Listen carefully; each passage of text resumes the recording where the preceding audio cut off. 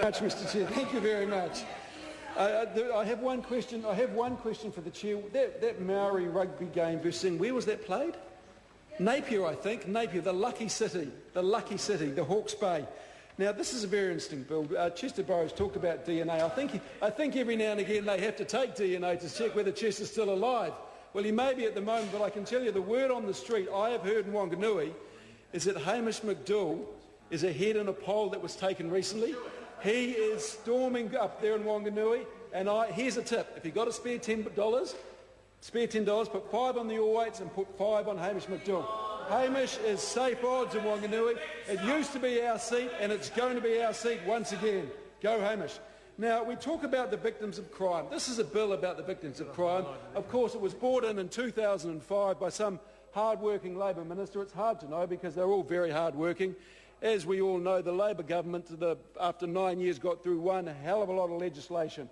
It changed society for the better without a question of a doubt for victims as well. Now, Chester stood up and said the Labor opposition hasn't given one reason why we support this bill. Well, I'll give you one reason why we support this bill, because we support victims' rights as well. Who wouldn't? Who wouldn't? Of course we support victims' rights. New Zealanders support victims' rights because New Zealanders support justice against inequity.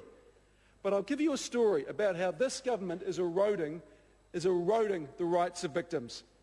There's a house in Napier, and it's called Serenity House. It's on the hill. If anyone knows Napier at all, the hill is a beautifully treed place. You wouldn't know this house was beside you if you lived beside it. It is a house where 5 women stay on a period of on average about 18 months. These are women that suffer from a severe lack of self-esteem and confidence.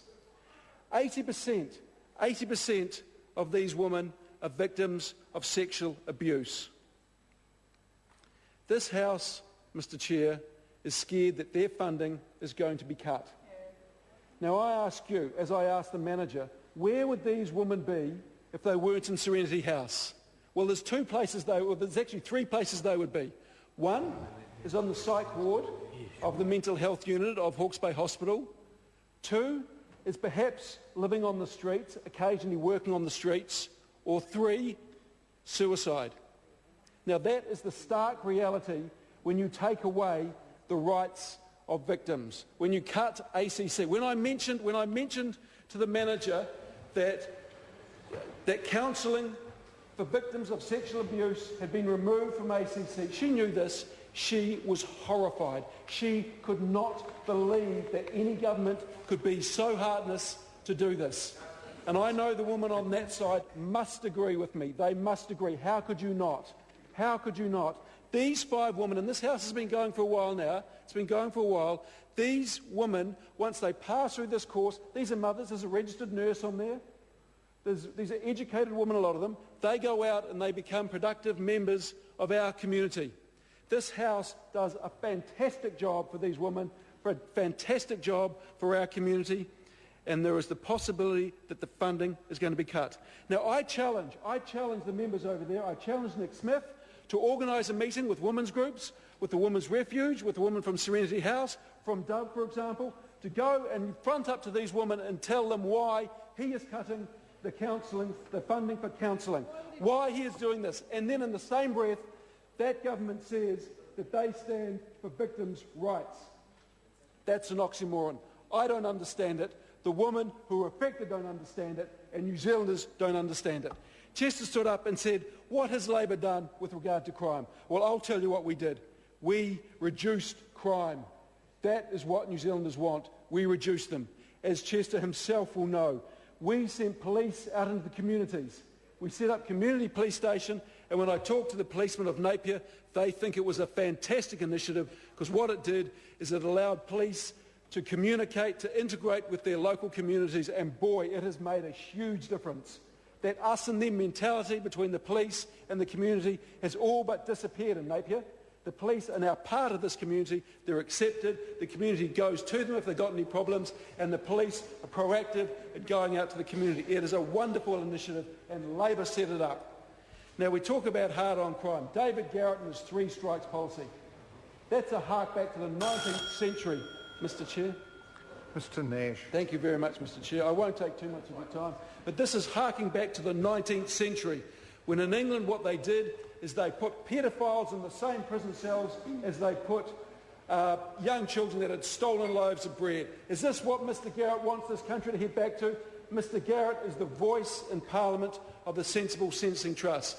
Now, isn't that an unusual name, Sensible Sentencing Trust? We all want sensible sentencing. Garth McVicker, he's from the Bay as well. Sometimes we throw up interesting characters in the Bay. He's passionate, but he gets it wrong, and it's a shame.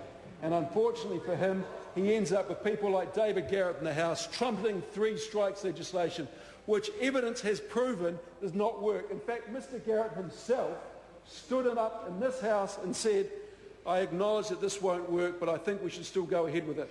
And National, in their blind faith of the ACT Party, said, well, we'll support this because we said we would in our supply and confidence agreement. Where's the ideology? Where's the evidence? This will not help ordinary New Zealanders. This will not help the victims of crime. In fact, it's more than likely going to create more victims. It is a travesty, and it is not about what sensible sentencing is all about. It's not about the philosophy as how we deal with these people. But no, we don't lock them up in cells now. I'll tell you what they used to do. What they used to do before they sent them away to colonies, they stuck them in decommissioned, they stuck prisoners in decommissioned warships out in the Thames. And then what they do is they send them across to Australia. Well, we're not putting them in decommissioned warships these days. We're putting them in decommissioned containers. It's not a far cry, is it, from what they used to do in the old days. And I think if Mr Garrett had his way, he would actually stick them in decommissioned warships. He would stick them in decommissioned warships. And how does that help the victims of crime, Mr Chair? It does not help the victims of crime. So what I'm saying, I plead to the government, please think about who you are harming when you take away funding from ACC for victims of sexual abuse. I would love to take any member of that side to Serenity House and see the good work that people does, that organisation does, the staff that does, and the difference that they are making in our communities with damaged women who are there because 80% of them are there because they are victims of sexual abuse. Mr Chair, I would like to say that I'm a huge supporter of victims of crime. Anyone who doubts that any MP on this side of the House does not support victims of crime, I think needs their head read and does not understand what the party is about. We do support this bill, but we have serious reservations about the words that are coming from the government benches. Thank you, Mr Chair.